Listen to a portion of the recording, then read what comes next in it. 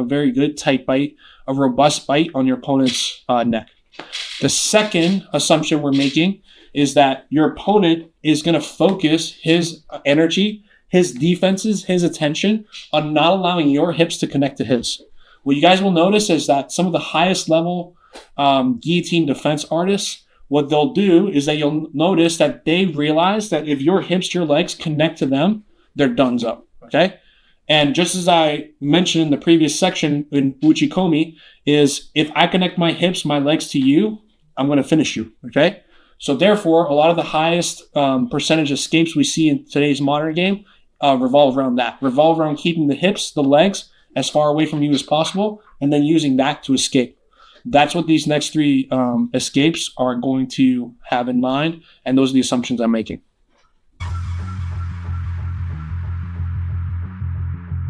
Okay, let's look at the first very good escape my opponent can try to do, which is going to be a roll-through escape. First, I'm going to have Angel demonstrate the roll-through escape a couple times, show you how he does it, then I'm going to show you what to do against it. Okay, so from here, what's going to happen is I'm going to connect to Angel's neck, and as I'm sitting from the guillotine, Angel's going to roll his back to the mat. He's going to look to pendulum his hips away from me.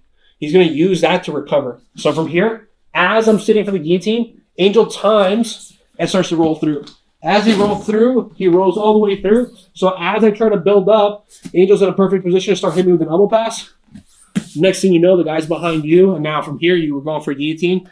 He ended up rolling through on you, and you lost him. Okay? And that's a very super common guillotine defense and works very well, even at very high levels. So from here, let's do it right here, Angel. So you can roll through against the other side. I get a guillotine. It's as I'm sitting down. So Angel's going to time that sit down. He might even start preemptively starting to post on my hips. Yeah, exactly. So I can never get my hips in. As I sit down, he goes to the roll through. He rolls through. And now from here, he starts hitting me with an elbow pass. And now next thing I know, the guy's behind me. And now he's managed to defend. Okay? What am I going to do? The biggest mistake people make with roll throughs is they try to hold on as your opponents are rolling through. So the opponent's rolling through, and they try to chase the hips. And they try to hold on. Understand, number one, you won't be able to hold on because you're fighting the momentum of his hips. It's like basically trying to hold on to all the momentum and torque of all the momentum of the power of basically the torque that his hips are making by rolling away. It's too much. I'm not going to be able to hold on, especially to a sweaty opponent. Number two, if you try to chase the hips, you're chasing where the hips were. I don't want to chase where the hips were. I want to go to where the hips will be. Okay?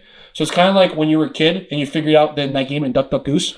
It was the first time you figured out that if I just simply run around the circle the whole time behind the other person, I'd lose every time.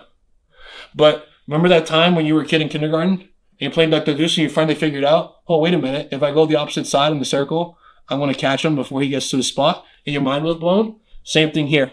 I'm not going to chase the hips to where they were. I'm going to go to where they will be. I'm going to beat him there. How do I do that? As he rolls through, I roll through the opposite direction. So as Angel goes to roll through, I roll through in the opposite direction, and I maintain and preserve the connection the whole time. Let's look at that good. I go to sit for my guillotine. Slow motion this time, Angel. As I sit, he rolls through. I keep strong gear to back. I shoot my hips through. So as we come up, we both come up to our knees. Okay? So I don't just try to sit and hold. I roll through with him. One last time. Key detail here, keep your ear on his back. Keep your ear on his back. Do not allow your ear to come off his back. Position.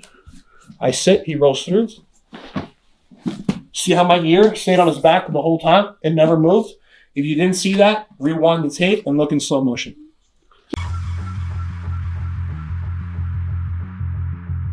Okay, now we're going to go over the knee hurdle defense and what to do against it. Angel knows if he stays between my knees, he's in a very bad spot. And I eventually will win the battle. Okay?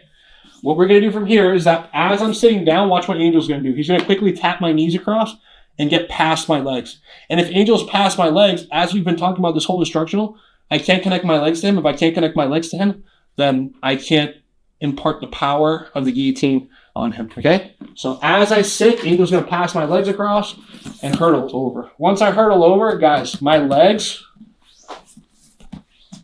are completely out of the equation. My legs are no longer in the equation. I can sit here and try to finish if I want. It's tough. It's very tough, okay? On good guys, you're probably going to end up getting reversed, okay? You're probably going to end up, he's going to end up strangling you, okay?